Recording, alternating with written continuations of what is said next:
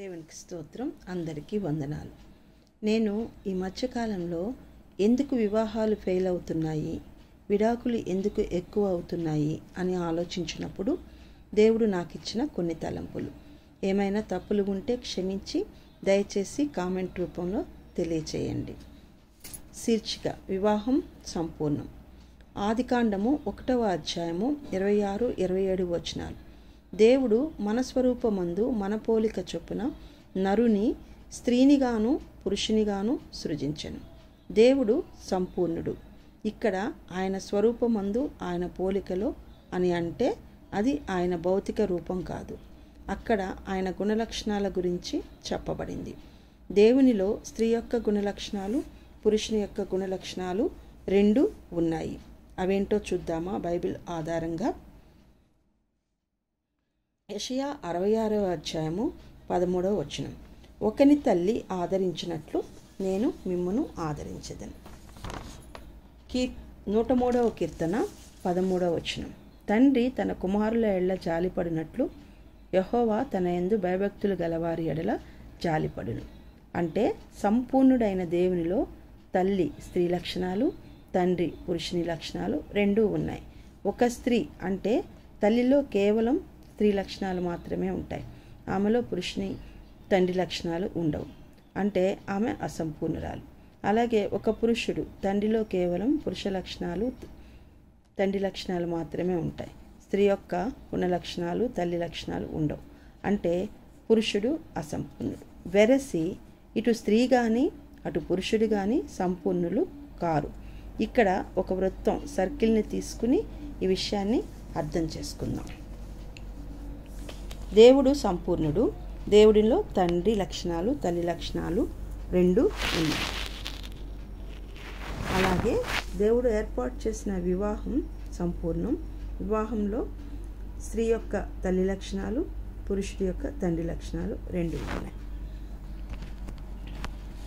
వివాహం ద్వారా స్త్రీ పురుషులిద్దరూ జతపరచబడినప్పుడు ఏర్పడే కుటుంబ వ్యవస్థ సంపూర్ణుడైన దేవుని గుణలక్షణాలను కలిగి ఉంటుంది. దీనిని బట్టి మనకేమర్థమవుతుంది అంటే దేవుడు వివాహ వ్యవస్థను, కుటుంబ వ్యవస్థను ఈ భూమి మీద ఎందుకు ప్రవేశపెట్టాడంటే తనలో సంపూర్ణతను, అంటే తల్లి ప్రేమ, తండ్రి ప్రేమ రెండు కుటుంబ జీవితం ద్వారా మానవులకు అందించాలని. అంటే తల్లి ప్రేమ, తండ్రి ప్రేమ రెండింటినీ మనం కోరుకుంటాం. అటువంటి పరిపూర్ణ ప్రేమను దేవుడు మనకు వివాహ కుటుంబ వ్యవస్థ ద్వారా అందిస్తూ ఉన్నాడు. ఇప్పుడు మనం మన కుటుంబ వ్యవస్థను గమనిస్తే కొన్ని కుటుంబాలలో భర్తలే డామినేట్ చేస్తూ అన్ని నిర్ణయాలు వారే తీసుకుంటూ ఉంటారు. అప్పుడు అక్కడ ఆ కుటుంబంలో ఏం జరుగుతుంది? మగవాడి పర్స్పెక్టివ్, దృష్టికోణం మాత్రమే ఉన్న ఆ కుటుంబంలో అసంపూర్ణత ఉంటుంది. ఎందుకంటే అక్కడ స్త్రీ యొక్క ఆలోచనలకు తావులేదు. ఆమె గుణలక్షణాలు అణచివేయబడతాయి. అందువల్ల ఆ కుటుంబం అసంపూర్ణంగా మిగిలిపోతుంది. ఆ కుటుంబంలో దేవుని యొక్క ఉద్దేశాలు, ఆలోచనలు నెరవేర్చబడవు. అలాగే ఏ కుటుంబంలోనైతే స్త్రీ యొక్క డామినేషన్ ఉంటుందో అక్కడ కేవలం స్త్రీ యొక్క పర్స్పెక్టివ్, దృష్టికోణం ద్వారా మాత్రమే ఆ ఇంట్లో నిర్ణయాలు తీసుకోబడితే ఆ నిర్ణయాల వల్ల ఎన్నో నష్టాలు కలుగుతాయి. ఇంకా అక్కడ అసంపూర్ణత పర్మనెంట్గా ఏర్పడుతుంది. ఇప్పుడు మళ్ళా మనము సర్కిల్స్ ద్వారా ఈ అసంపూర్ణత అనేది చూద్దాం. తండ్రి యాక్టివ్గా ఉండి తల్లిని ఇన్యాక్టివ్ చేస్తే ఆ కుటుంబం అసంపూర్ణం. తల్లి యాక్టివ్గా ఉండి తండ్రిని ఇన్యాక్టివ్ చేస్తే ఆ కుటుంబం అసంపూర్ణం. అందుకే దేవుని ఏర్పాటులో, ఉద్దేశంలో జత చేయబడిన కుటుంబాలలో భార్యాభర్తలిద్దరూ కలిసి మాట్లాడుకుని, ఆలోచించుకుని, ప్రతి విషయాన్ని నిర్ణయించుకుని చేస్తే ఆ కుటుంబంలో చేయబడిన నిర్ణయాలు 100% సక్సెస్ అవుతాయి. ఎందుకంటే మేల్ అండ్ ఫిమేల్ పర్స్పెక్టివ్ రెండూ కలిసి తీసుకోబడిన నిర్ణయం అది. అంటే దేవుని నిర్ణయం అది, దేవుని చిత్తం అది. అదే సంపూర్ణమైనది. కొన్ని కుటుంబాలలో భార్యో లేక భర్తో సడన్గా చనిపోతారు. అలాంటి కుటుంబాలను మనం గమనిస్తే అవి అధూరా, అంటే చాలా అసంపూర్ణంగా ఉంటాయి. ఎన్ని ఉన్నా సరే పిల్లలు చాలా ఇన్సెక్యూర్గా పెరుగుతారు. ఒకవేళ భార్య భర్త ఇద్దరూ ఉండి కూడా వారి మధ్య సయోధ్య లేకపోయినా, లేక ఎవరో ఒకరిదే పై చేయి డామినేషన్గా ఉన్న కుటుంబాలలోని పిల్లలు కూడా ఇన్సెక్యూర్గా భయంగా బ్రతుకుతారు, పెరుగుతారు. అసలు వివాహ వ్యవస్థ, భార్యాభర్తల బంధం దేవుడు ఎందుకు ఏర్పరిచాడు అంటే, రారాజు అయిన యేసయ్యకు, తన వధువైన సార్వత్రిక సంఘంకు, ప్రపంచంలో ఉన్న రక్షించబడిన వారందరినీ కలిపి సార్వత్రిక సంఘం అంటారు. రారాజైన యేసయ్యకు, తన వధువైన సార్వత్రిక సంఘంకు మధ్య ఉన్న రిలేషన్ని ఈ మనుషులు అర్థం చేసుకోవాలని వివాహ వ్యవస్థ ఏర్పాటు చేయబడింది. ఇది ఒక మర్మం. ఇది అర్థం కావాలంటే వాక్య జ్ఞానం, పరిశుద్ధాత్మ నింపుదల ఉండాలి. లేకపోతే ఈ మర్మం అర్థం కాదు. ఎఫెసీ 5వ అధ్యాయము 22 నుంచి 33 వచనాల వరకు. ఈ హేతువు చేత పురుషుడు తన తండ్రిని తల్లిని విడచి తన భార్యను హత్తుకొనును, వారిద్దరూ ఏకశరీరమగుదురు. ఈ మర్మము గొప్పది. అయితే నేను క్రీస్తును గూర్చియు సంఘమును గూర్చియు చెప్పుచున్నాను. మన దేవుడు త్రియేక దేవుడు, అంటే తండ్రి, కుమార, పరిశుద్ధాత్మగా మనకు తనను తాను ప్రత్యక్షపరుచుకున్నాడు. దేవుడు ఒక్కడే, కానీ మన కోసం, మనకు అర్థం కావటం కోసం ఆయన 3 రకాల గుణలక్షణాలతో మనకు కనపరుచుకున్నాడు. తండ్రి అయిన దేవుని అనాదికాల సంకల్పంలో కుమారుడైన యేసుక్రీస్తు శిలువ బలియాగం ద్వారా పరిశుద్ధాత్మ దేవుడు సమస్తము, అంటే రక్షణకై ఒప్పించటం, పరిశుద్ధతలోకి నడిపించటం, ఆత్మీయ విశ్వాస జీవితాన్ని కాపాడుకోవటం నేర్పించటం ఇత్యాది విషయాలన్నీ సమకూర్చటం ద్వారా మనుషుల రక్షణ కార్యం సంపూర్ణం అవుతుంది. అంతెందుకు, మన రక్షకుడైన యేసయ్య కూడా తన వధువైన సంఘం లేకపోతే అసంపూర్ణుడే అని బైబిల్ చెప్తుంది. ఎఫెసీ 1వ అధ్యాయము 22 నుంచి 23. మరియు సమస్తమును ఆయన పాదముల కింద ఉంచి సమస్తము పైని ఆయనను సంఘమునకు శిరస్సుగా నియమించెను. ఆ సంఘము ఆయన శరీరము. సమస్తమును పూర్తిగా నింపుచున్న వాని సంపూర్ణత అయ్యున్నది. యేసయ్య మానవ రక్షణార్థం శిలువలో బలియాగమై చనిపోయిన తర్వాత తండ్రి అయిన దేవుడు పరిశుద్ధాత్మ అందలి బలాతిశయముని వినియోగపరచి క్రీస్తును మృతుల్లో నుండి లేపి సమస్తమును ఆయన పాదముల క్రింద ఉంచి ఆయనను సంఘమునకు శిరస్సుగా ఉంచాడు. సంఘము క్రీస్తు శరీరం, క్రీస్తు సంఘమునకు శిరస్సు. వారిరువురు ఏకమయ్యే రోజు రాబోతోంది. అదే రెండవ రాకడ. వారిరువురు అంటే సార్వత్రిక సంఘం, క్రీస్తు మధ్యాకాశంలో వివాహం చేసుకుంటారు. ఆ సంఘం అంటే విశ్వాసులందరూ సమస్తమును నింపుచున్న వాణి, అంటే క్రీస్తు యొక్క సంపూర్ణత అయ్యున్నది. ఈ మర్మము ఎంతో గొప్పది. ఇది అందరికీ అర్థం కాదు.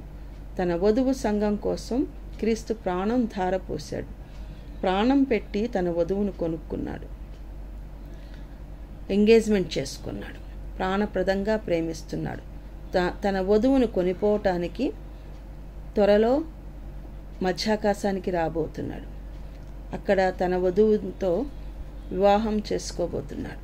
మనందరి గోల్ ఆ వధువు సంఘంలో చేరి ఆ రారాజుకు పెండ్లి భార్యగా మారి యుగయుగములు ఆయనతో కూడా సదాకాలము ఏలాలని, జీవించాలని ఉండాలి. ఆ మర్మం అర్థం కావటానికే దేవుడు ఈ భూలోకంలో మనుషులను స్త్రీగాను పురుషునిగాను సృష్టించి వారిద్దరి మధ్య ఒక ఆకర్షణను ఉంచి వివాహ కుటుంబ వ్యవస్థను ఏర్పరిచి పిల్లలను కనాలని, వారిని దేవుని కొరకు పెంచాలని, ఫలించి అభివృద్ధి పొంది భూమిని నిందించాలని ఏర్పాటు చేశాడు. అది దేవుని చిత్తమై ఉన్నది. కాబట్టి కుటుంబ వ్యవస్థలో స్త్రీ పురుషులిద్దరూ సమానం. ఒకరు ఎక్కువ, ఒకరు తక్కువ కాదు. ఎవ్వరిని డామినేట్ చేయకూడదు. ఒకరిని ఒకరు ప్రేమించుకుంటూ, గౌరవించుకుంటూ, ఒకరినొకరు నమ్ముతూ, ఒకరి కోసం ఒకరు త్యాగం చేసుకుంటూ, అర్థం చేసుకుంటూ, ప్రతి విషయాన్ని రహస్యాలు లేకుండా సంప్రదించుకుంటూ, ఉమ్మడి నిర్ణయాలు తీసుకుంటూ, దేవుడు తమకు అనుగ్రహించిన పిల్లలను ఉత్తమ పౌరులుగా, దేవుని యందు భయభక్తులు కలిగిన వారుగా, ఫలించి అభివృద్ధి పొందేవారుగా, ఆత్మీయంగా పెంచి దేవునికి లెక్క అప్పచెప్పాలి. ఇదే దేవుని యొక్క గొప్ప ఉద్దేశం వివాహ కుటుంబ వ్యవస్థ పట్ల. కుటుంబాలు విచ్ఛిన్నం కాకుండా కలిసి ఉండాలంటే భార్య భర్త ఇద్దరూ దేవుని యందు భయభక్తులు కలిగి ఏకమనస్సు ఏకాభిప్రాయం కలిగి ఉండాలి. అప్పుడే సంపూర్ణుడైన దేవుని కుటుంబంగా ఆ కుటుంబం వర్ధిల్లుతుంది. ఇటువంటి ఆదర్శవంతమైన దైవిక కుటుంబాలు చాలా అరుదుగా మనకు కనపడతాయి. ఎందుకంటే సాతానుడు ఎప్పుడూ కుటుంబాల మీదే ఎక్కువ దాడి చేసి విచ్ఛిన్నం చేయాలని చూస్తుంది. భూమి మీద ఇద్దరు దేని గూర్చి అయినను ఏకీభవించిన ఎడల అది పరలోకమందున్న తండ్రి వలన వారికి దొరకును. మత్తయి 18:19 చెప్పబడింది. మీరు చెప్పండి, ఈ భూమి మీద ఉన్న రిలేషన్స్ అన్నిటికంటే ఎక్కువగా ఇద్దరు కలిసి ఉండే రిలేషన్ ఏది? కేవలం భార్యాభర్తలు మాత్రమే ఎక్కువగా కలిసి ఉండేది. అటువంటి భార్యాభర్తలు ఏకీభవించి ప్రార్థిస్తే పరలోకమే భూమి మీదకి దిగి వస్తుంది. అది సాతానునికి ఇష్టం ఉండదు. అందుకే సాతాను ఎప్పుడూ భార్యాభర్తల మధ్య గొడవలు పెడుతూ ఉంటుంది. వారిరువురు ఏకీభవించి ప్రార్థిస్తే వాడి ఆటలు సాగవు అని వాడికి బాగా తెలుసు. అందుకే మనం గమనిస్తే భర్త భక్తిగా ఉంటే భార్యలోకి సైతాను దూరి శోధిస్తాడు. ఉదాహరణ, యోబు భార్య, లోతు భార్య. ఒకవేళ భార్య భక్తిగా ఉంటే భర్తలోకి దూరి ఆ భార్యకి ప్రత్యక్ష నరకం చూపెడతాడు. తుమ్మినా దగ్గినా ప్రార్థన చేసినా చర్చికి వెళ్ళినా ఏం చేసినా తప్పే. మరి అప్పుడు ఏం చేయాలి? రండి వాక్యం వెలుగులో చూద్దాం. ఇందాక చెప్పాను కదా సర్కిల్, ఆ సర్కిల్లో ఈ విషయం అర్థం చేసుకుందాం.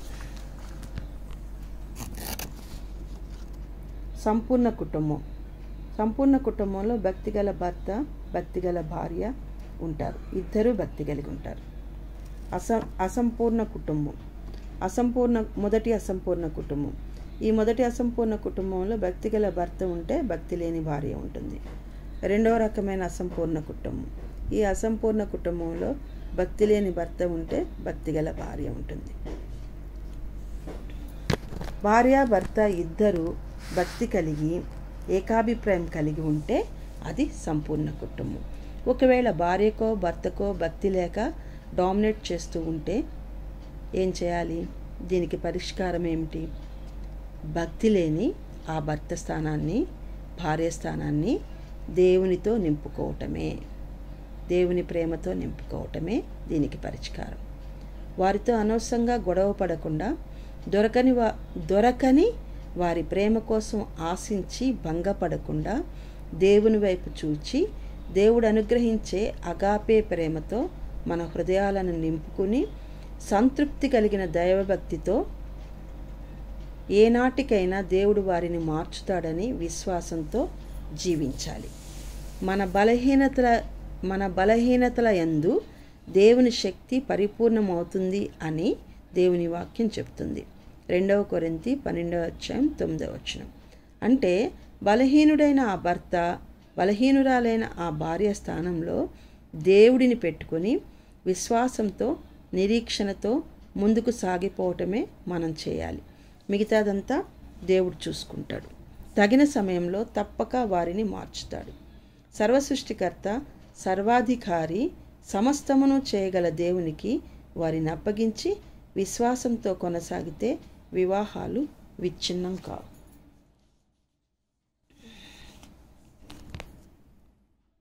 ఇప్పుడు మరలా ఇంకొక సర్కిల్ చూద్దాం. సంపూర్ణం. భక్తిగల భర్త. భక్తి లేని భార్య ఉందనుకోండి, ఒకవేళ ఆ భక్తి లేని భార్య స్థానంలో దేవుణ్ణి పెట్టితే ఆ కుటుంబం సంపూర్ణమవుతుంది. ఇంకొకటి భక్తి లేని భర్త. భక్తి లేని భర్త స్థానంలో దేవుణ్ణి పెట్టుకొని భక్తిగల భార్య ఓపికతో, విశ్వాసంతో, సహనంతో కాపురం చేస్తే ఆ కుటుంబం సంపూర్ణమవుతుంది.